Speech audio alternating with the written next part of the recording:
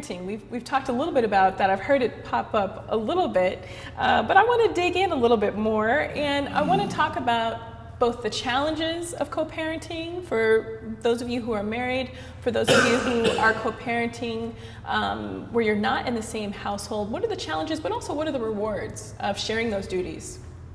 I would say in terms of challenges, it would be communication with the other parent. Mm-hmm. So in my case, we try to communicate as much as we can about our child, but sometimes the other parent might not be willing to, or might be a little bit more hesitant, or back to your statement earlier about having that control. So that's something I think that's a major challenge.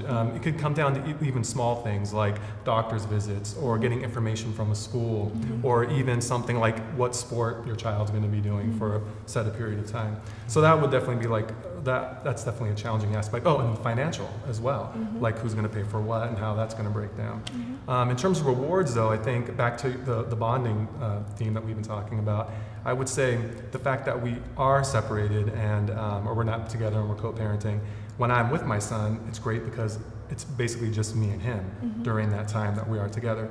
You know, I have my parents who visit frequently as well, but in terms of being together, it's just him and I. So I think there's a lot of one-on-one time, mm-hmm. and I think that's like one of the rewards of co-parenting. Nice. Robert? Well, I'll start with Paul's comment about the rewards. Mm-hmm. The one-on-one time is definitely precious to me.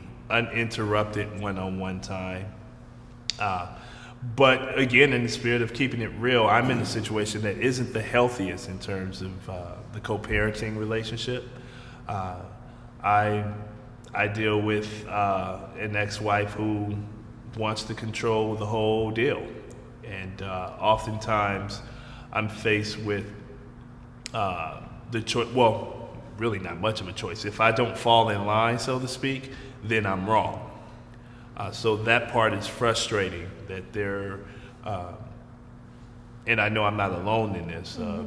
You know, based on several other fathers I've talked to, feeling like there's not much flexibility. It's, you know, kind of my way or the highway, the notion or attitude that mother knows best. Mm-hmm. And sometimes, you know, you get relegated to feeling like a ready teller, you know, you just cut the check and do as I say, as I prefer, as I desire, and we're all good. Now, that's not explicitly stated, but the actions, the behaviors definitely can make you feel that way. So that's a huge challenge. And just to go a little deeper with that, I mentioned earlier my son lives in Washington, D.C., mm-hmm. and that's not by choice.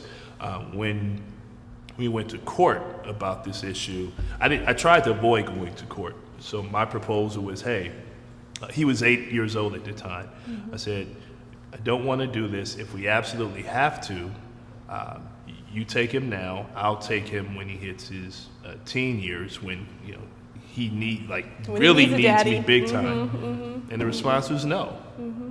Not only was it no, but it was, if you go to court and try and stop it, and if you try to push this, I'm going to ask for this, and that. Mm-hmm. Financially, so it was a way to kind of punish me. And at the time, I remember thinking, wow, I'd be better off being a deadbeat. Mm-hmm. You know, then I could avoid all of this stuff. You know, so yeah. And unfortunately, that is a challenge that a lot of fathers have to deal with. You know, I think, and I want to definitely come to you, James, but I think that I want to put it out there that oftentimes men are painted in a very negative light, right? We all know that. And I think there's a perception that, you know, the mother is always right, the mother should get the custody.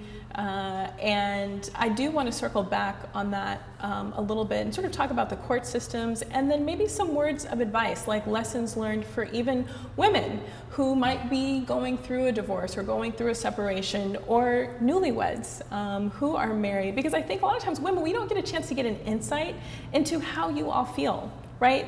The question is, what do you think about this? But I think there's a perception that I've often seen is that men are not human beings. You guys don't have feelings, you know, right? Suck it up, be a man. Little boy falls down, get up, you're a big boy. You know, from the time boys are children, or men are children, it's toughen up, put on this shell, get up, you can handle it. And I'm really grateful that you two are being so candid about things that I think a lot of people aren't talking about. So I really appreciate that.